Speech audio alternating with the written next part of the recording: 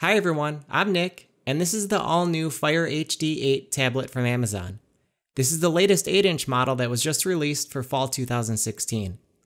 Amazon dropped the price and beefed up some of the specs here with more RAM and more storage space. It's available in two storage configurations, 16 or 32 gigabytes, and you can get it either with or without special offers. So this one I have here is the 16 gigabyte model with special offers, which Amazon sells for just $89.99. I'll put a link below if you're interested in picking one up. With the special offers, Amazon displays ads on the lock screen. In my opinion, the ads are not annoying, and you'll only see them for a second before you swipe to unlock. But if you don't want the special offers, you can get the 16 gig model for $104.99. The 32 gig model sells for $119.99 or $134.99 without the special offers. Inside of the very simple packaging, you get the tablet, a USB cable, wall adapter, and a quick start guide. Starting off with the design, the HD8 has a matte plastic finish that lacks the premium feel of more expensive tablets. That said, it won't show fingerprints or smudges, and it's not going to be prone to scratches like gloss plastic will. It's available in 4 colors, black, blue, tangerine, and magenta. The HD8 measures in at 8.4 inches tall, 5 inches wide, and 0.4 inches thick. It weighs in at 12 ounces. Overall, it has a nice solid build, but the center of the back panel feels hollow, and it will flex just a bit if you press on it. It's very comfortable to hold as well. Under heavy use, you can feel the back get a little warm right behind the front-facing camera, but I've definitely used tablets that have gotten way warmer than this one. On the top edge, you'll find the headphone jack, volume buttons, microphone, USB port, and the power button. On most other devices, you'll find the volume buttons on the right edge, but a cool thing they did here was depending on how you hold it, the volume buttons always function as you'd expect.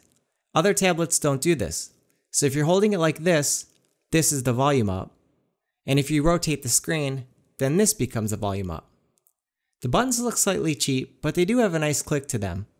On the right edge, there's a microSD card slot, which you can use to add up to 200 gigabytes of more storage. And on the opposite edge, you'll find a pair of Dolby Atmos stereo speakers. Despite the high-end name, the speakers are just okay. It just sounds like they added a 3D effect to make them sound wider, and it just makes them sound artificial. There's a good amount of low end to the speakers though, but when watching movies, it can drown out the dialogue sometimes.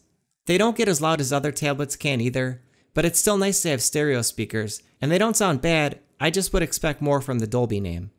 The HD8 features an 8-inch screen with a resolution of 1280 by 800, with a 16 by 10 aspect ratio, giving it a pixel density of 189 pixels per inch. It's not a full HD display like you'll find on more expensive devices, but for a $90 tablet, the screen looks really good. It's easy to spot pixels close up, but at normal viewing distance, you won't notice it. But text isn't as crisp as what you get with a higher pixel density.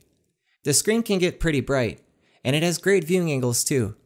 And while I tend to prefer a 4:3 aspect ratio for web browsing, the 16:10 screen is perfect for watching movies and shows, since the image will take up almost the entire screen. You'll find a front-facing VGA camera. Overall, the quality is very poor. It's not high def and it has very low frame rate, so everything looks blurry. There's a 2 megapixel rear-facing camera that'll record in 720p. The camera's just okay. Chances are the camera on your phone is better though. Images are noisy and look washed out and dull. Battery life is rated at 12 hours, and in my test, under heavy usage, streaming multiple HD movies, playing games, and web browsing, I was able to get over 11 hours. When it comes to performance, this tablet feels quick. It's powered by a quad-core 1.3 GHz processor, and RAM has been bumped up to 1.5 gigabytes. The OS feels snappy and responsive.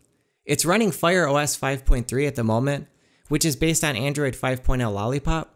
Amazon says that Fire OS 5.4 is coming soon, which will add Alexa, the voice search feature, which you can find on the Amazon Echo and Dot. Browsing the web with the Silk browser is fast. Pages load quickly and scrolling is smooth. With Fire OS, all of your content is easily accessible from the home screen, and you can get to everything just by swiping left or right. If you're an Amazon Prime customer, there are a ton of features here, and that's really the best way to get the most out of this tablet. Books, videos, games, and music are all easy to access, and there's a ton of content that's included for free with your subscription. There are some drawbacks though with Fire OS. It really trails behind the Google Play Store and the Apple App Store. There are going to be some apps and games, even extremely popular ones, that are just not available. For example, the Vudu app, which I use to watch digital copies of Blu-rays that I've bought. It's just not available. Another is the YouTube app. They don't have an app designed for the Fire OS, only an app which is a web link to the mobile YouTube site. You also won't find Google apps like Gmail, Chrome, or Docs. Most games are going to make it to the App Store or Google Play first too, but they do have some features that outweigh that. They've got a section called Underground. Here you get legitimately free versions of popular apps and games that even include the in-app purchases for free. There are games that I've bought my 6-year-old that he currently plays that are totally free here, so he's not bombarded by ads or constantly being offered to buy more in-game currency. I was also surprised by how well games ran. This has no problem running 2D games, and it'll even run 3D games smooth too, although some of the games did take longer to load. So this tablet really exceeds my expectations of what a $90 tablet can do. In my opinion, the only thing I'd like to see improved is the resolution of the screen, but the performance you get here is surprising. The entire OS feels responsive, web browsing is quick, and gaming performance is not too bad. For this price, you won't find a better tablet, and this is what I'd recommend if you're looking for a tablet for children. Let me know what you think in the comments below. Hit the like button if you liked the video, and make sure to subscribe if you haven't already. Thanks for watching.